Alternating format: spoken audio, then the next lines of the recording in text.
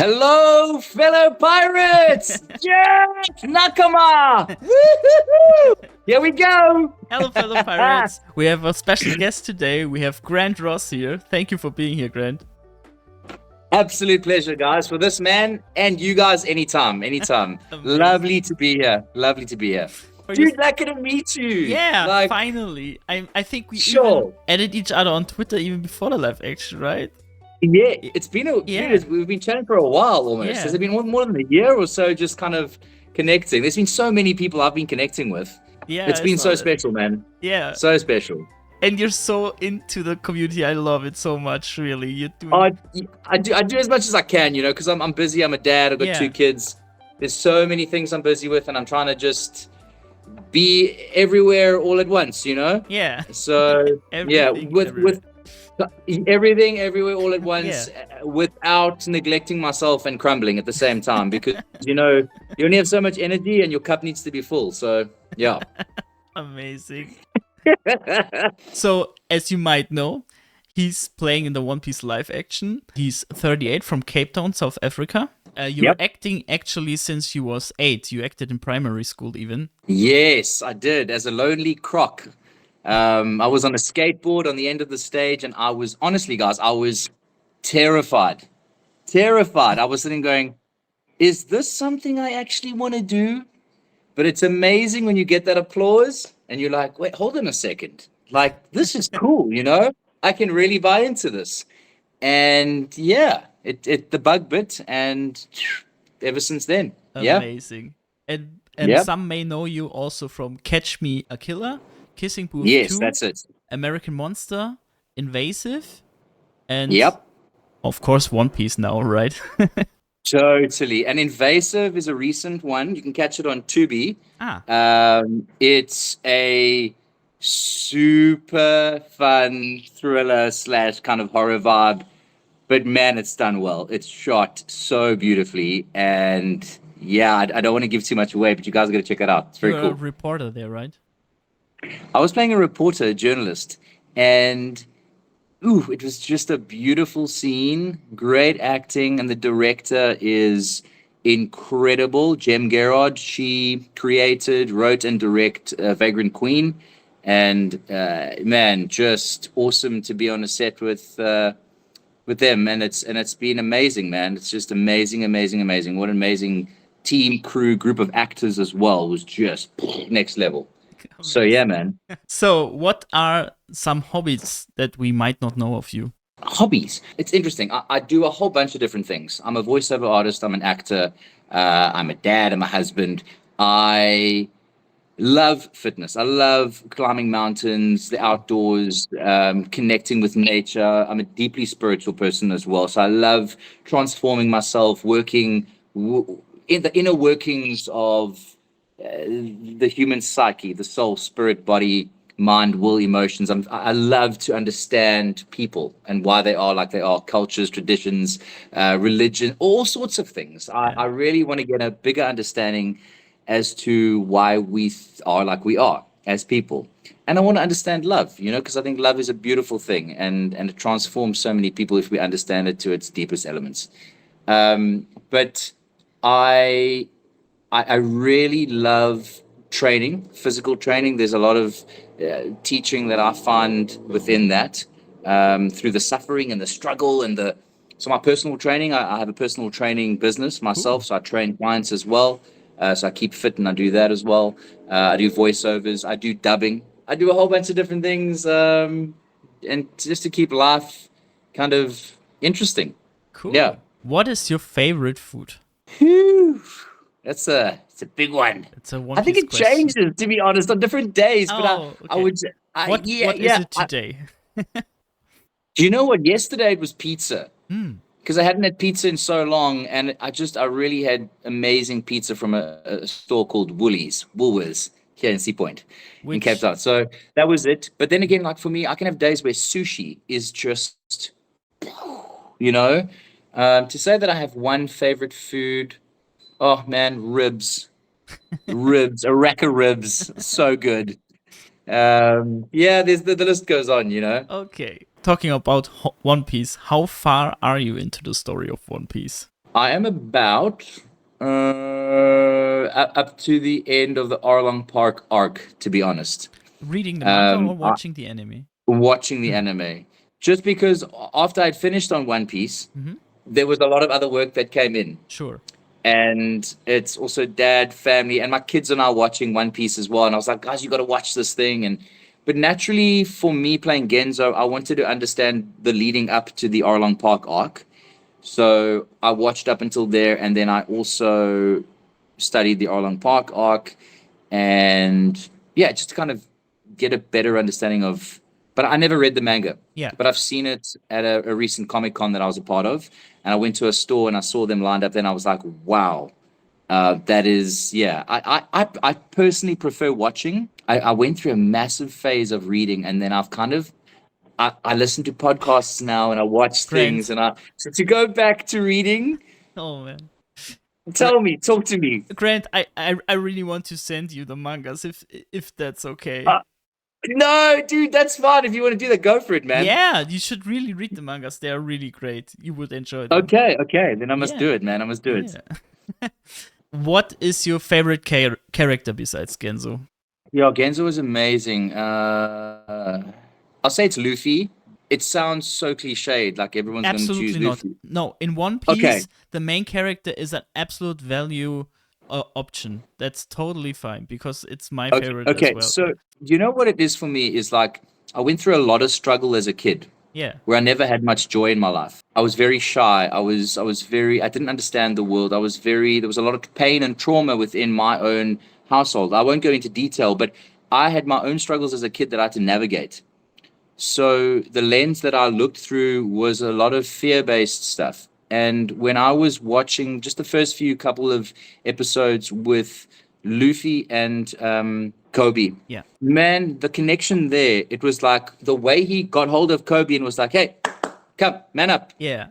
You're almost like, whoa, the kid's like, ease up on this.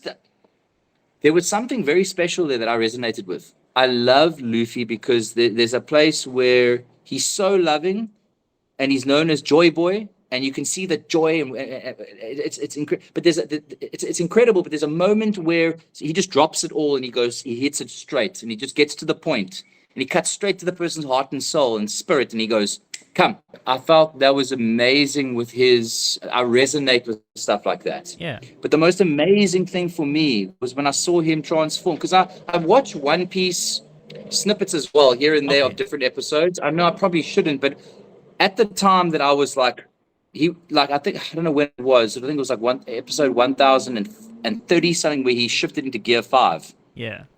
Dude, the absolute frequency of joy Yeah. within a battle, like it was overwhelming, man. And it resonated spiritually for me because like how many people fight with Yeah. they want to come in Yeah. and and he, if someone comes at him with that, he's just like, wing, wing. Yeah. It's like he's triggering people through love and joy and happiness. And he's like, how do you beat that Yeah. in a battle? How do you beat love? How do you, if it comes back all the time with, I'm going to huggy you, or I'm going to sit on you, I'm going to bounce around, and it's going to irritate the other person so much, man, Yeah. that I find his fighting style is just so on point, man. It's Yeah. beautiful. Yeah, I So love that metaphor that, like you said, that he approaches hurdles or problems with just fun and enjoyment and laugh. And it's just life, right? oh, Yeah. and if we understand frequency and energy, like people that are fighting from ego and fear are actually like a cement wall. And if you look at joy as like this joy and love and this energy of like happy vibes, it's like a gooey, like honey substance that just melts the wall. The wall has to eventually just go, okay, like, who are you? What's going on, man? Like, and dude, yeah, I freaking love that. I just love the character that is formed and shaped. Oda thinking of how to do the way he created that, Yeah. mind blowing, Yeah. mind blowing.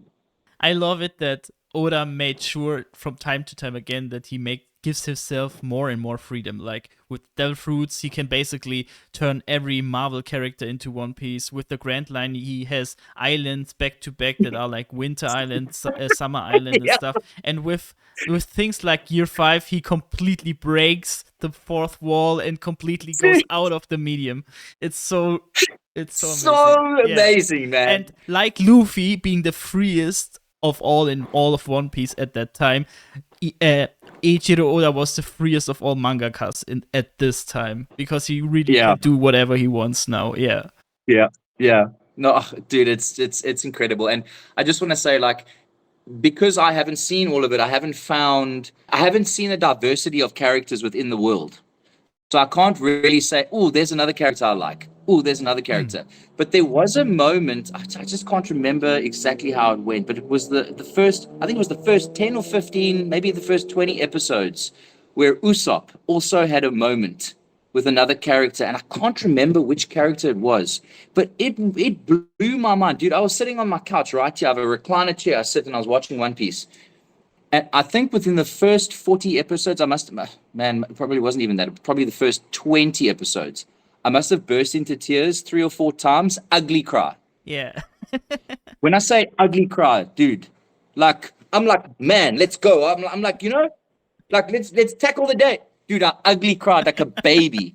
And I'm sitting, I'm going, what the flip? Who created this? Like, how is this it? Dude, the character, the obstacles, the way the characters love, the way that they deal with each, unbelievable. I was a Dragon Ball Z fan. Grew up like since I was like 12 watching Dragon Ball Z. Freaking loved it, bro. Like I've watched everything. But this thing is on another level. Like, because it gets you emotionally. Oh, dude. Yeah. To your soul, man. It changes people. I can walk out of my house going, I've just watched a 20-minute episode and I'm a different person. Yeah. I'm going to go and say sorry to my friend that I hurt yesterday. I'm going to go and say, hey, dude, you hurt me. I don't care. I forgive you. Come here. I love you. Yeah. And then I say, come watch the show with me. Yeah. Bro. Yeah. And that's also why the One Piece community is so connected, because we all went through the same traumas essentially. We relived the same situations and advanced from it and learned from it. Yeah. That's it. And I think Oda understood something. I think Oda, and I mean, dude, I don't know much about the guy, but all I can say, this man has wisdom and he understands mysteries. There's certain spiritual keys and stuff this guy understands. So when he's creating, it's like he doesn't just, not out of ego, man. This guy is designing a world. Yeah, and even at a pace like this, like he pumps out the chapters every week or 2 or 3 weeks. Yeah. Yeah. So like, how does he I know this guy understand, he gets stuff. He's from his life lived. He clearly has gone through stuff and learned, and now he's from a rich well of knowledge. He's producing stuff. It's not just willy-nilly. Like, Oda's designing stuff because he knows something. I can't act a character. I won't even be able to audition and do well in an audition if I don't understand where this dude's coming from. Yeah. Genzo for me was it was there on page, and I went, look, okay, his code name was Roke. Okay. And I think what was Nami's name? Ava. Nami's name was Ava. I'll tell you something special about that. I don't know if you know that's even okay. Okay. Do you know about Balmir? Yeah. The lady that played Balmir. Yeah. Her name is Jenna Rowley. My friend Ross Rowley, his wife, she plays Balmir. Do you know that after she played in One Piece, she fell pregnant, and without even connecting the dots, she named her daughter Ava? No way. Dude, I walked up to her and I went, what's your daughter's name? She's like, oh, no, we've named her Ava. And I said, look on the script. Do you remember? And she went,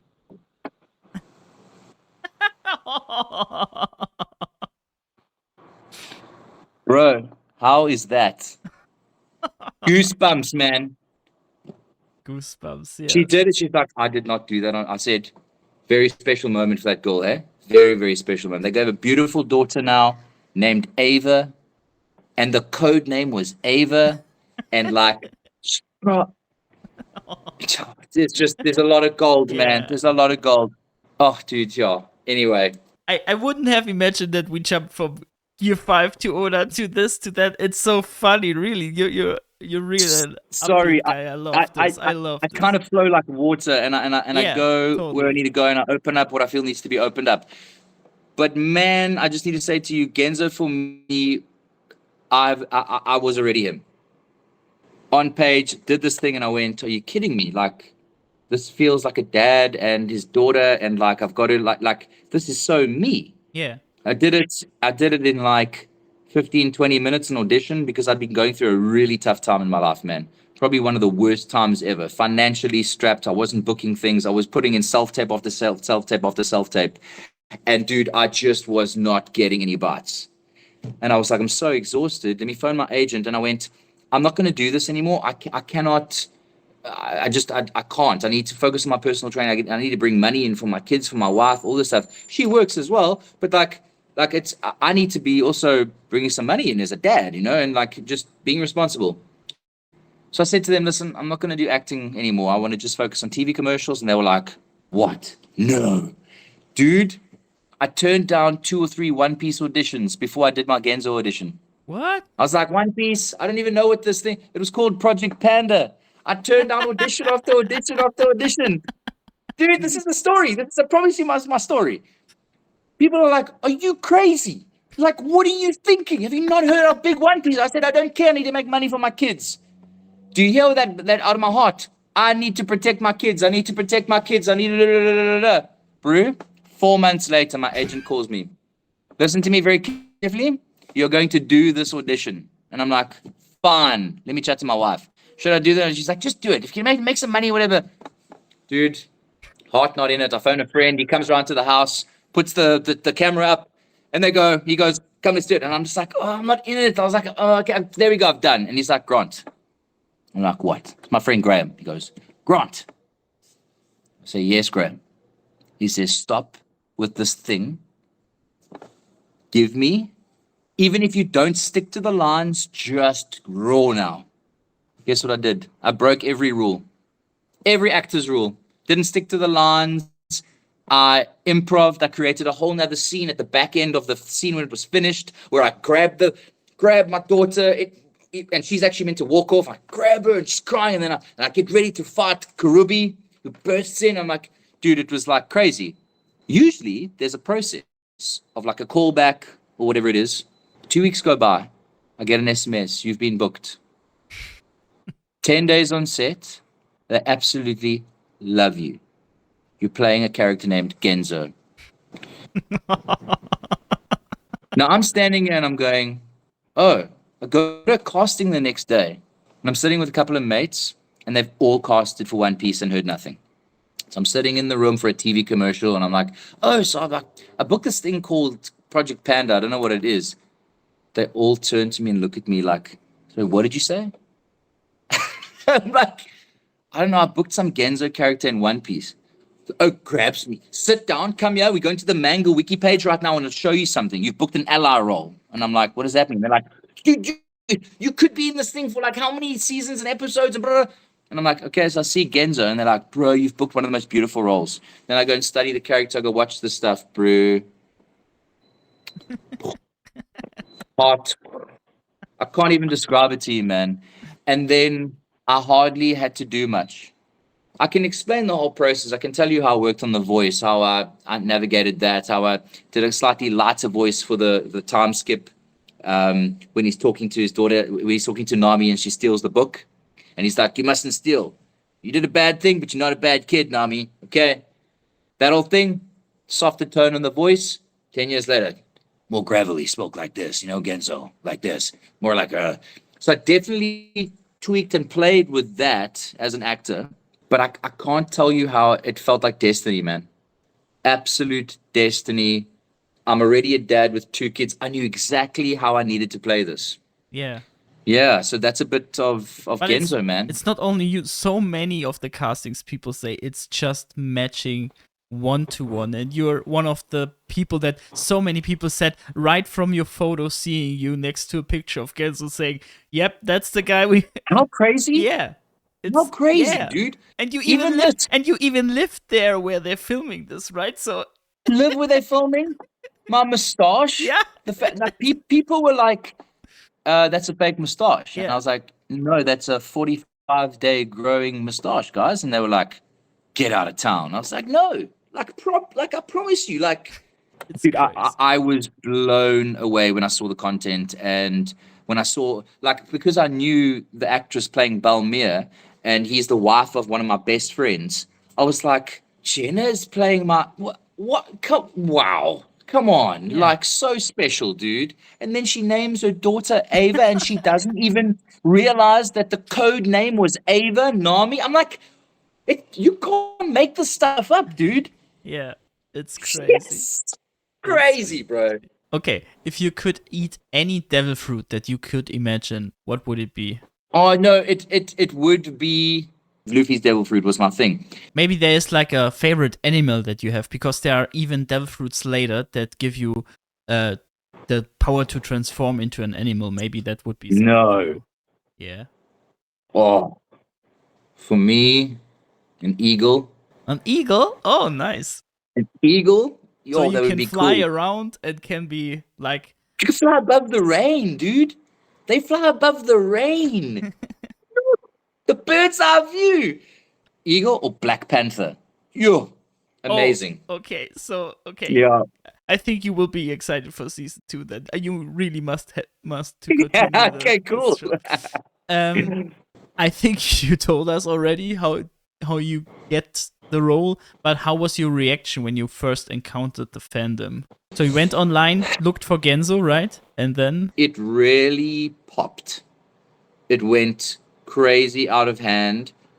It's a funny thing because we as actors for season one we were given a certain boundaries to respect and honor, and we had to be responsible with that. So with certain things we weren't allowed to say certain things. We also weren't allowed to post certain things at certain times. We had to ask permission. So it was really yeah, I think it was a little bit more different to what it is now because season one is such a success. So I also kind of I felt the overwhelming love, man, from the community, which blew my mind. But there was a hesitancy to kind of connect and post, and I didn't like that because I wanted to jump right in. yeah. I wanted to be like, guys, thank you, here I am, boom, you know? Yeah. Because dude, it's overwhelming when you get that much love. And I'm an actor that has not been in the limelight in the sense of a massive community like that. But at the same time, I also am very aware of it can trigger your ego very quickly and it can go to your head and I'm also very aware of that and trying to navigate that and remain as true to myself and honoring to the people as possible as well. But I must be honest with you, like I've only received love. There's probably Yeah. been like one or two messages that I could question. It's like water off a duck's back to me. I'm not going to engage with anything that's negative. I'll love on the people, whatever it is. It felt like a community, bro. It felt like a family. Yeah. And I sat with that for weeks and I was trying to understand it. And then it kept taking me back to my moments and my encounters where I sat on the couch watching One Piece and I had these revelations, dude, and was healing. There's actual healing going on inside of me. Yeah, I Like, know how what is you that mean. happening? I exactly know How what you is mean. that Yeah, happening? yeah. It's magic. Like, Yeah. oh, it's magical, man. It's Yeah. so freaking special. It's like a tight-knit family and anything that I've gone through and I speak about, someone else goes, "Oh my gosh, like me too." And then I'm like, "Wait." So here I am able to just express and this without judgment or fear of anyone going, Yeah. what? And rather people go, "Hey, you went through that? I went through this. Do you remember that scene in this episode here where these two carried?" I'm like, "Oh my gosh, wow. How awesome to unlock human beings and sit and have conversations over things." It's like when you're at school and you're nervous and you're like, "Oh, who do I connect with? How do like?" And you're Yeah, trying to find yeah. a group of friends and a crowd, and all that is gone. This Yeah. this thing that's here, this world that is created, invites you in as a human being to go deep and to expand and express. So beautiful, man. It's like you having a common interest with everybody you meet from the One Piece from the One Piece fans, and it's like one piece of interest. You know what I mean? Like, It's like puzzle pieces that come together, and yeah, each person is a one piece connecting in a broader, greater vision, forming a bigger, better picture, Yeah. a whole one. Oh, dude, so special, man. I really love to talking you with theories and such because you're so outgoing with the stuff. How did you prepare for the role after you had already told like what was happening when you got the role? But did you prepare anything until the role? Yeah, so obviously as an actor, you learn your lines, you get that inside of you. But for me, learning my lines and having a 100% understanding as to why he's saying it was gold and key for me. The fact that I was a dad already and I had kids, super easy. Like I can't describe to you. I'd sit on the couch and I'd literally burst into tears. I'd go. So I'm big on meditation and I'm big on visualization within my imagination. So I take my imagination to the script. I sit and I'll literally see things play over until I vibrate an energy in my heart that fills my body with the frequency of the character. Okay. So I really take this stuff very energetically, very seriously. So that when I'm on set, I'm vibrating Genzo as though he was alive in real life and he stepped into me as though I'm like channeling him, if that makes any sense. Yeah, I hope it doesn't sound too weird or... No, it sounds a bit weird, but I feel you because you must embrace the role, right? Yeah. I want to... It's not method. Like I won't stay in Genzo and I do the homework at home.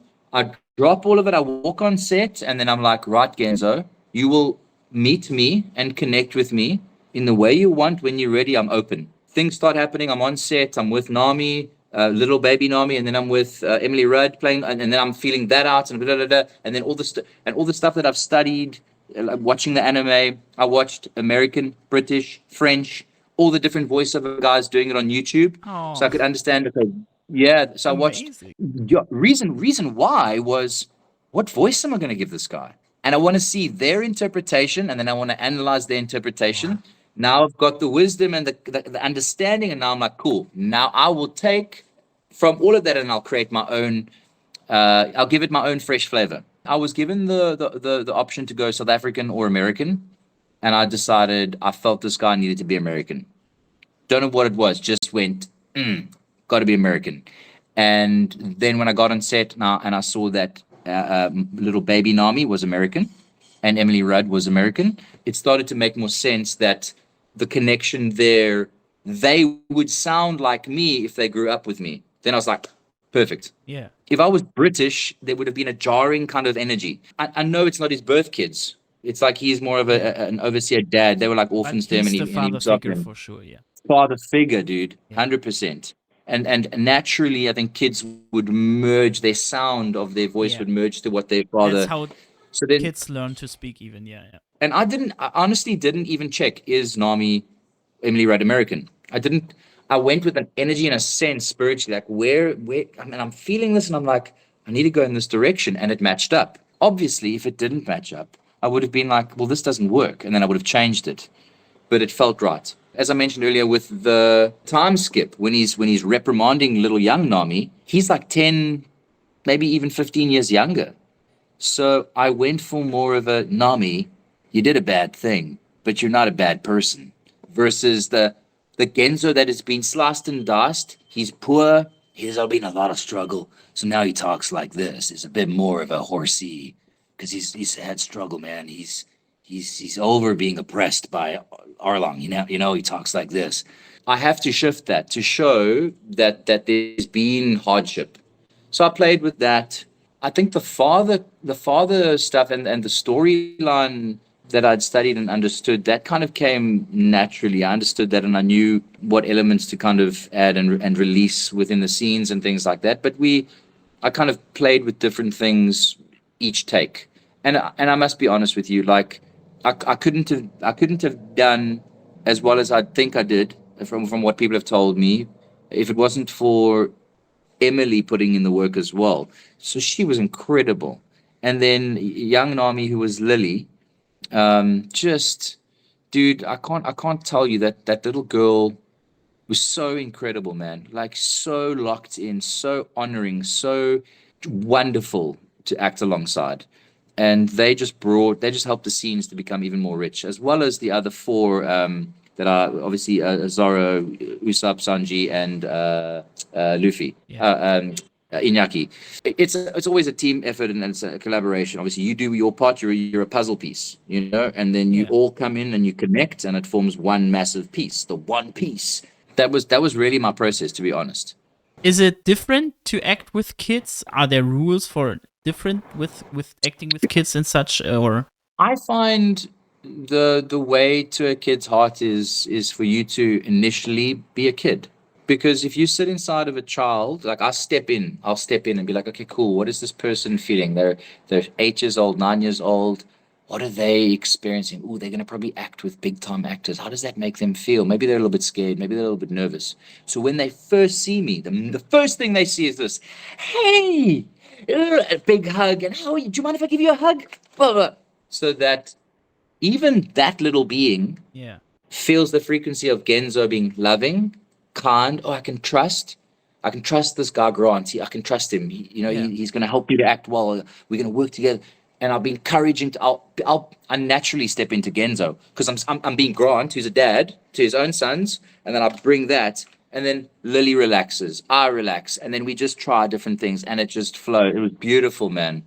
I really loved your take on stepping into Genzo. Like you're letting Genzo really make your moves. I really like this kind of approach. Like it's like you have an ideal of a character, and you just think of, okay, the ideal of the character is what really gives me the answer to what I should do in that moment. It's really fascinating, I think. 100%. And I'm mirroring also off of the other actors. So like Emily was intense, man. This girl's good, eh? She knows her stuff. She does her work. She steps on. We didn't know each other well, but when she brought it. Like. I swear to you, Emily read One Piece before, is a big fan beforehand. Even, yeah. So yeah. I think meeting you and you exactly in the role and stuff, I think she connected with you as well, because it feels like we know you already. If you read the manga, you know what I mean. Like if you portrayed a character as good as you did, yeah. Yeah, thank you. I appreciate that. And I'd hope that there was more of Genzo, because there were so many other beautiful scenes and oh man, the scenes in the anime and the manga are so powerful. And it was sad that they weren't in the actual One Piece live action.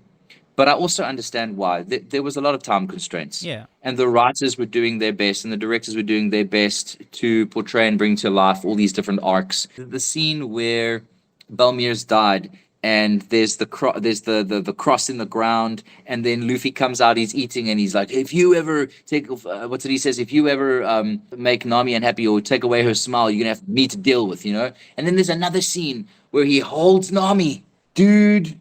He holds her and he says, your fight is over. You fought for so long. It's our turn now. And she breaks, bro. I was like, let me do that scene, Yeah. But it's crazy. You step in as the actor and they give you what they give you, and they say, you got to trust us. And we go, we trust you. They say, just give us everything you got. And dude, one thing I can say is the director.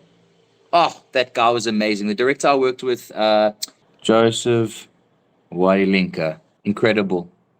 So peaceful. He was like a monk. He's quiet. He's still. But you do something that he loves. Man, he comes out of this little hut, one of the houses. He runs down to me and he just leans in and he goes, Grant. Oh, Grant, we are loving what you are doing. Thank you. I'm like, oh, okay. He's like, you keep doing that. You keep doing. I'm like, okay. He runs off. And then he comes up to me and he goes, right. We've got everything we need, but you just have fun with it now. Do whatever you feel, completely far removed from everything you've done now. Do something different.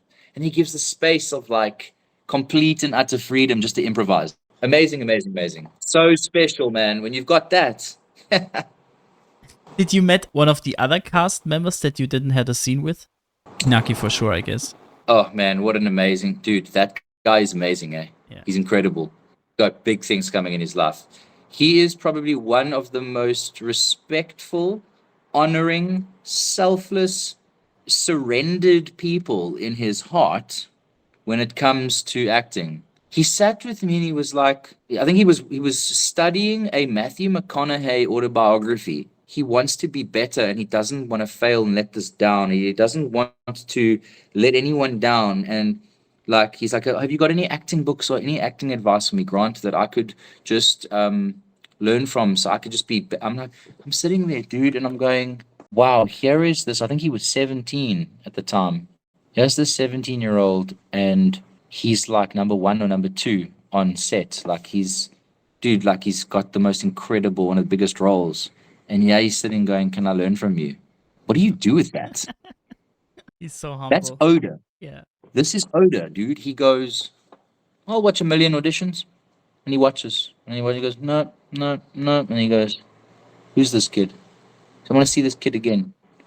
I'm telling you, bro, it's that stuff there. Acting ability. There's a million actors out there. Are they alive? Inside? Have they gone through stuff in life where it will resonate and show through the characters? Yeah. Is it connecting? Is it there? Or is it just this, I want to be a great actor? I think we're all, dude, I heard a little bit of Sanji's struggles before booking, I'm saying Sanji, Taz Skylar. Dude, incredible stuff that he went through, and then like a whole shift within his life. Yeah.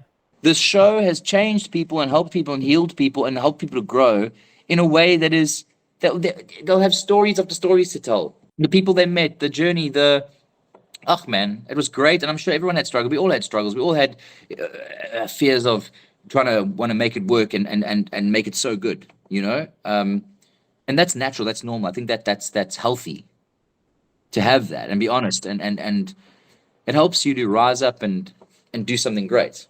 But they were all amazing. Sorry, carry on. They were all amazing. Yeah, they're all amazing. I totally agree. So what's up with the windmill? They cut the windmill essentially, but you still had it in the end? We actually had the windmill on the hat, and I noticed that so many people said that we didn't, but we did. Yeah, you did. So we had it in the correct scenes. I just think maybe people focused more on what was going on, and maybe the actual shot had cut off the windmill, but the stem was there. But I definitely know for a fact the windmill was there. So yeah. So the backstory still remains essentially, but it's not visibly or told about essentially. No, the story doesn't talk about the windmill. But if the windmill is there, that would mean that in universe within the live action, it still happened that Nami liked the windmill, and then he took on the windmill on his head. So do you remember when Nami was crying? Yeah. I think she was crying as a baby, and Balmir couldn't get her to stop crying. Yeah. And Najiko was, because I think Najiko's a little bit older than Nami. Yeah, a little was it? Bit, yeah. Was it Najiko? Yeah, not Jiko. Yeah. And they were trying to get her to stop crying. Yeah. And then he took the windmill, and then I know that scene isn't in the live action. But you shot. But I'm just trying to think. Did you shot that scene? No. No. We didn't shoot that scene. Yeah. Yeah. But I know that I'm just trying to think if the windmill was on the hat. It was on set. You already wore it on your head, so. I just know that it's definitely there. But I had so many messages of people saying, "Why did they leave it out?" And I was like, "They didn't." So I think people didn't. Maybe it just wasn't shot in a way that people could see it. Yeah, maybe they complained about that the story was cut from the windmill. You know what I mean? Like the windmill was there, so it implies that the story behind the windmill is still there, but it isn't shown essentially. Yeah. Yes. So that it will be there, but they never saw the scene where. So I kind of like this as well as an addition, or less than that, because you always get a different experience when you experience the other medium. So you go from watching the live action, then reading the manga and realizing, okay, this is way more in manga. So you can have additional things to that as well. And that's the fun thing of the medium itself. Yeah. Yeah. Do you remember the scene with Balmir where she's lying down with Najiko and with Nami in the grass, and then she's spinning the tangerine windmill on a stick? So I think that there is kind of alluding to the fact that had the actual part where I give it to her had already happened. Yeah. And they're showing them that they love the tangerine windmill. Yeah. So that's what I thought as well. Yeah. So there are scenes, like you mentioned, in the anime and manga where Genzo reappears and just reacts essentially to the bounty posters. So you would be Yes. totally up to filming that, right? For future seasons, hopefully. They I'm could even. 100% up to shooting so much more of Genzo. You have no idea. Okay. I love it, and I'm still around. I'm here. I'm alive. I'm kicking, and I cannot say anything more than that. Okay, good. In case of upcoming projects, do you have anything that we can see you in that you want to promote or something? So yesterday, something dropped on Amazon Prime. It's called The Morning After, and I think I'm only in one or two episodes. I think it's 2 episodes, and I play a rich, douchey millionaire. Let's put it that way. Okay. Who's throwing a party with his wife and all his friends and stuff. But I don't want to give anything away. But it's a rich, douchey millionaire. Let's put it that way. Okay. So playing that guy, and then I play a very nasty British narcissist in a South African show called Summertide, and that would be season 4, and that would only come out in the next 6 months or so. But I've cast for something now that has been, it's a bit of a thriller vibe. Also, a bad guy, playing a bad guy. It's weird. It's always the nice guys that play the bad guys. It's quite interesting. Yeah. But I haven't heard anything from it, but it's something I'd really enjoy to play. Really looking forward to it because the audition went super well. So yeah, we'll see. We'll see what happens. As the big One Piece question, what is your dream? What do you want to achieve in your life? Sure, it's a big one. My dreams and my goals change all the time based on how I mature as a person. I never really realized I wanted kids until a kid ran up to me and hugged my legs and looked up to me, and I felt all this I was like, what? Wow. So I had kids, and it's overwhelming, and it's changed my life, and it's amazing, really beautiful. I always feel the urge to want to be successful and do the things that I love, and acting for me is one of those things. It's so fun and amazing and brilliant. Within the world of being successful and having a family and things like that, my number one goal and dream would be to make sure that I maintain that. I want to maintain that my family and my wife and my kids are my first, and they're always looked after, and that we're always together as a unit, and that we're loved and they're loved, and that success happens still, but that it's not at the expense of any part of that. So I think that for me is a deep thing that I've matured and grown into. Whereas before, when I was younger, it was like acting is my dream, like I want to make it, and and I can understand that because we're all maturing and growing and stuff. But I'm realizing more and more that for me, the One Piece lies here, and it's not anything external outside of myself. And that's how I understand the One Piece for myself. Not saying anything that it has to be that for the One Piece, but that is my dream goal, is just to be able to do the things that I love with just with love and having fun. Yeah. Amazing. Thank you for being here, of course, Grant. Sorry. Thank you for being here. It was a pleasure. Dude. Oh, dude, thank you so much, man. And honestly, you've got such an amazing energy, and it's just been so easy to do this. So thank you for your time and just for reaching out and connecting and being who you are, dude, and for building such an amazing community of people as well. I think everyone is going to really, really appreciate this. And hey, let's do it again sometime. Yeah. So to all of you amazing people out there, thank you for watching. And hey, let's set sail! Nakama! Woo-hoo-hoo! Lots of love, guys. Mwah! Keep following your dreams.